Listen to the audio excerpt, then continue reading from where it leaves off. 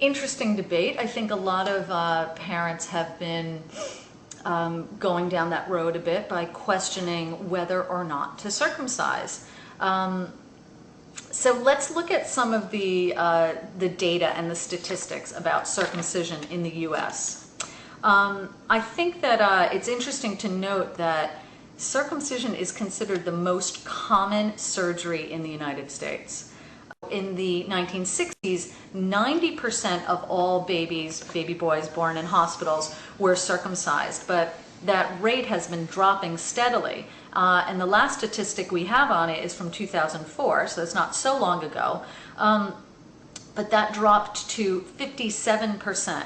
So that's significantly lower than it used to be. And then it also varies state by state depending on the demographic of that state. So there are some states in the US where it's below 50% of babies are circumcised. The American Academy of Pediatrics does not endorse routine circumcision.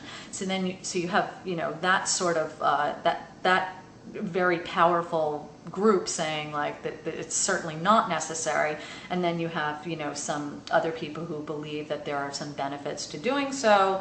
I think that it's it's really kind of been a debate that continues to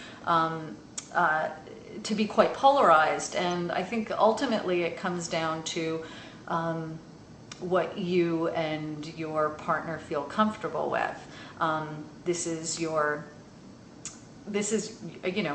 child. You have a decision to make about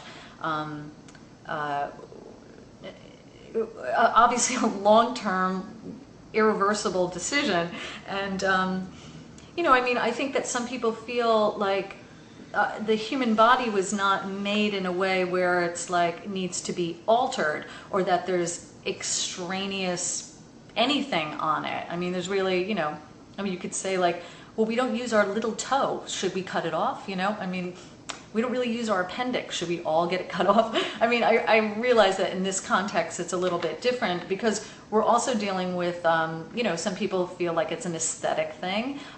The notion of the child matching the father is a driving force for a lot of parents. Another thing that I hear a lot of people say, I think this is also quite interesting to think about.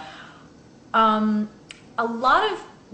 heard a lot of guys say, oh, well, I don't want my son to be different, not so much from me, but from the rest of his peers, so that when he's in the locker room, and it always comes down to the locker room, that he doesn't feel self-conscious.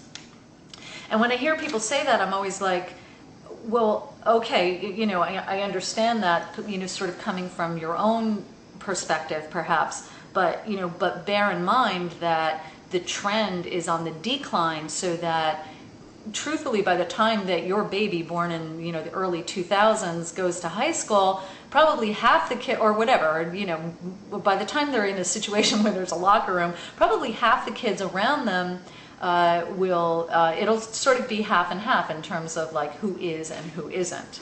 So it's really, I don't know that peer pressure is really like the way to think about, whether or not to do this. And then I was reading like all sorts of like botched jobs and 2 babies dying because of the anesthetic, like having a reaction to it. Oh my gosh, botched jobs is that's another serious risk, that somebody does it wrong. They either take off too much skin or too little skin, or they do the procedure incorrectly. That causes a problem that sometimes isn't evident until the child is older. So with that in mind, it's like obviously you have less of a chance of any sort of an issue if you just leave the situation alone.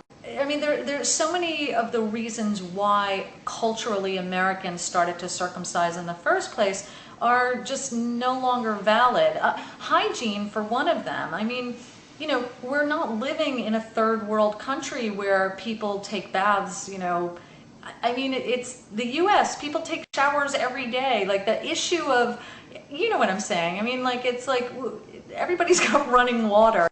So it's like the issue of the hygiene thing really doesn't hold up.